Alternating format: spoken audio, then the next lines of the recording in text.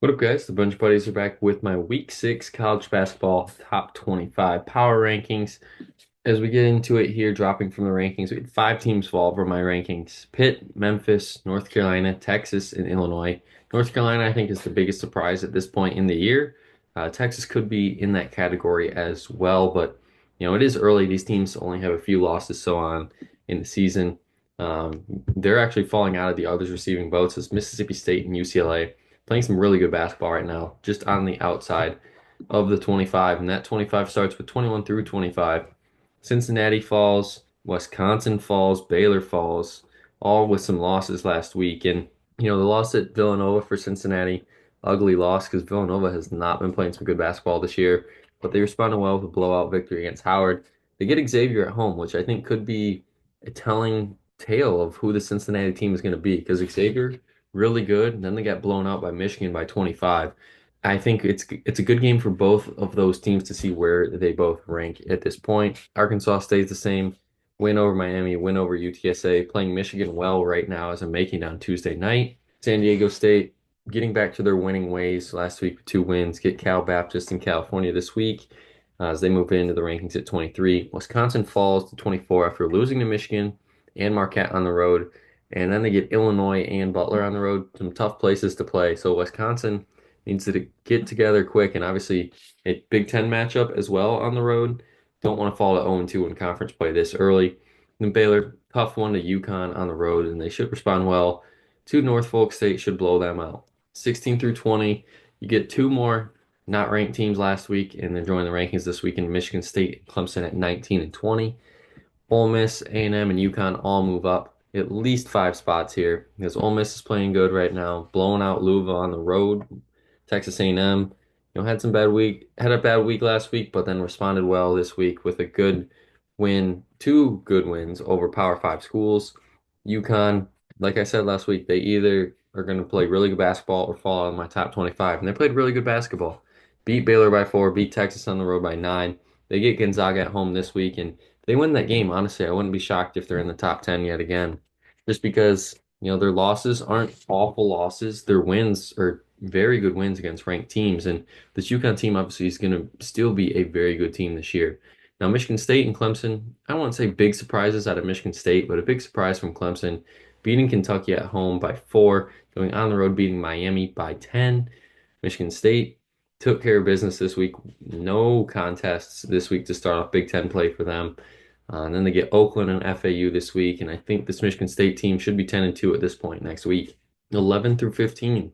Kansas falls from 1 all the way to 11 after suffering their first two losses of the season on the road. Ends Creighton at Missouri.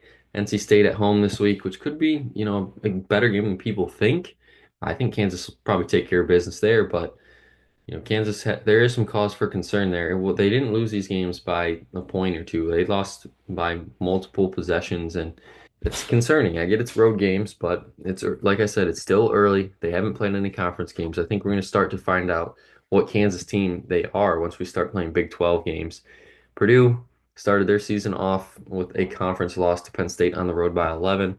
Responded nicely with a win at home against Maryland, and this week they get A&M, or this weekend they get A&M at home. Definitely watch that one on Saturday. Oregon, kind of same thing. Hot roll, finally suffered their first loss by 2 to UCLA at home. So they're falling just a little bit here, but still only one loss. 1-1 in their new Big Ten play. Michigan, talk about Big Ten play. They are 2-0 in Big Ten play. Beat Wisconsin on the road, which is tough environment. Beat Iowa at home by 2.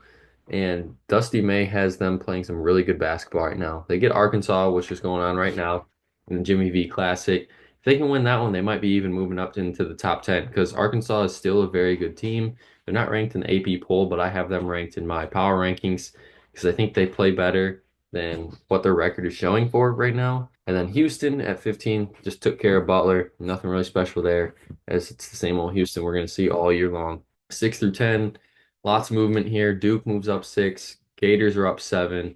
And Oklahoma's up 6 as well. They find ways to win. They're 9-0. Florida, 9-0 as well, beat Virginia. And then Duke obviously moves up because they beat the number 2 team in the land last week. Auburn at home, and then they go on the road to beat Louisville by 11. So Duke back to their winning ways after some early losses, moving into the top 10.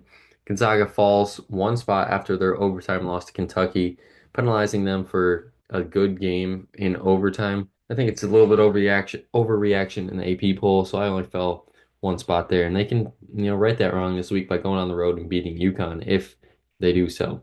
Alabama beat UNC by 15 on the road, so obviously they're moving up as well as they get Creighton, which I think could be a trap game for the Crimson Tide. Then 1 through 5, probably no surprises here.